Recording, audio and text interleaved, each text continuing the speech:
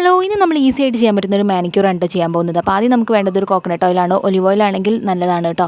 എന്നിട്ട് നന്നായിട്ട് കയ്യൊന്ന് മസാജ് ചെയ്ത് കൊടുക്കുക. നമുക്കിങ്ങനെ കട്ട് ചെയ്ത് നിൽക്കുന്ന ആ ഭാഗത്തൊക്കെ നന്നായിട്ടൊന്ന് മസാജ് ചെയ്തെടുത്തതിന് ശേഷം നമുക്ക് നെയിൽ കട്ടർ എടുത്തിട്ട് നഖമൊക്കെ ഒന്ന് കറക്റ്റായിട്ട് കട്ട് ചെയ്ത് കൊടുക്കുക. എന്നിട്ട് നമുക്ക് ഷേപ്പ് ചെയ്ത് കൊടുക്കുക. അപ്പോൾ നഖമൊക്കെ വളർത്തിയവരാണെങ്കിൽ ഒന്നും കൂടി ഭംഗിയുണ്ടാവും കേട്ടോ കാണാൻ. ഇങ്ങനെ കാണാനും ഭംഗിയുണ്ട്. എനിക്ക് നഖം വളർത്താൻ വലിയ താല്പര്യമില്ലാത്തതുകൊണ്ടാണ് കേട്ടോ. അതിനുശേഷം നമ്മൾ ഇളം ചൂടുവെള്ളത്തിലേക്ക് ഒരു 1-2 ഡ്രോപ്സ് കോക്കനട്ട് ഓയിൽ ഇട്ടതിന് ശേഷം അതിലൊരു 5 മിനിറ്റോളം കൈ വയ്ക്കുക. എന്നിട്ട് നഖത്തിന് ചുറ്റും ബാക്കിയുള്ള അങ്ങനെ വരുന്ന ആ ഒരു ഭാഗങ്ങളൊക്കെ ഇല്ലേ, അതൊക്കെ നമുക്ക് ജസ്റ്റ് ഒന്ന് നൈൽ കട്ടർ വെച്ച് വെട്ടിക്കളയാൻ. വെട്ടുമ്പോൾ സൂക്ഷിക്കണം, ഇറച്ചി കൂടുതൽ പോകുന്ന നല്ല വേദനയായിരിക്കും കേട്ടോ. അതിനുശേഷം ഇത് ഇങ്ങനെ ചെയ്യണമെന്നൊരു നിർബന്ധമില്ല.